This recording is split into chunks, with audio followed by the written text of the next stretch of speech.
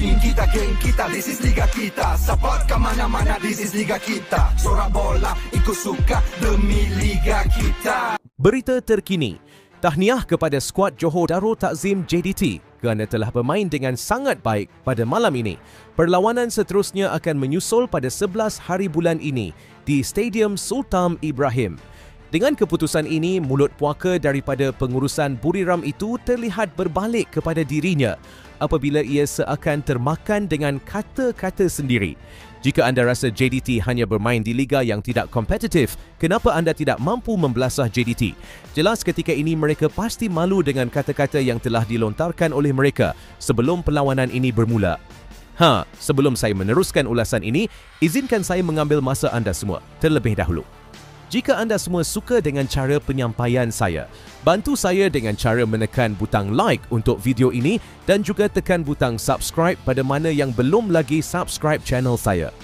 Saya hargai keringanan jari anda kerana bantuan awak itu akan membantu saya melepasi target 200,000 subscriber untuk tahun ini. Mari kita teruskan ulasan ini dengan lebih mendalam. Ketika ini JDT terlihat tidak berada di fasa yang bahaya kerana kita masih memiliki perlawanan kedua di Stadium Keramat Harimau Selatan iaitu Stadium Sultan Ibrahim. Sebelum perlawanan ini bermula, pemilik Buriram United, Nguyen Chit Chon, melaungkan kata-kata semangat buat para pemain menjelang pertemuan epik berdepan JDT. Menerusi satu hantaran di laman Facebook Buriram United, Nguyen menegaskan bahawa dua jago terbaik Asia Tenggara akan turun bagi membuktikan kekuatan masing-masing di pentas ACLE. Hari ini, dua kelab terbaik ASEAN akan bertemu di padang untuk membuktikan siapa yang akan menjadi wakil tunggal ASEAN yang akan bertarung dengan pasukan terbaik Asia di Arab Saudi pada pusingan seterusnya, kata Nguyen.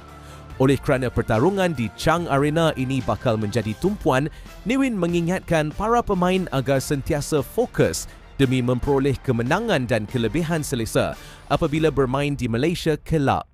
90 minit perlawanan yang penuh dengan strategi dan disiplin perlu dipatuhi. Kesilapan harus dielakkan sebanyak mungkin. Yang paling penting, kemenangan perlu diraih kali ini untuk memberi keyakinan sebelum berkunjung ke Malaysia minggu depan agar kita boleh mengawal perlawanan.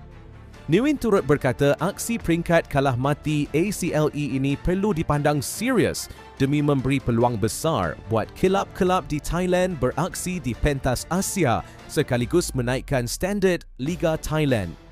Hari ini kita tidak boleh leka, tidak boleh memandang remeh dan kita perlu bersatu tenaga serta berjuang sepenuh hati.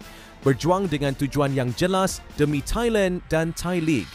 Ini adalah langkah besar untuk Buriram United dan memberi kesan besar buat masa depan Thai League serta membuka peluang bagi kelab-kelab Thailand untuk naik ke tahap lebih tinggi dan bertarung di ACLE bersama kami tahun hadapan.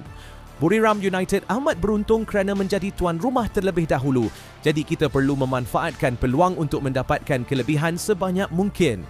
Itu kata-kata dari pemilik Buriram United sebelum perlawanan ini bermula. Di sebalik kehangatan pertemuan derby ini, kita juga telah diberitahu bahawa terdapat beberapa orang pemain dijangka menjadi perhatian kedua-dua pasukan, baik Buriram United maupun JDT. Ketibaan Castillejo pada Khamis lalu ternyata menghadirkan rasa teruja dalam kalangan penyokong JDT bagi melihat aksi bekas pemain AC Milan ini bersama skuad Harimau Selatan.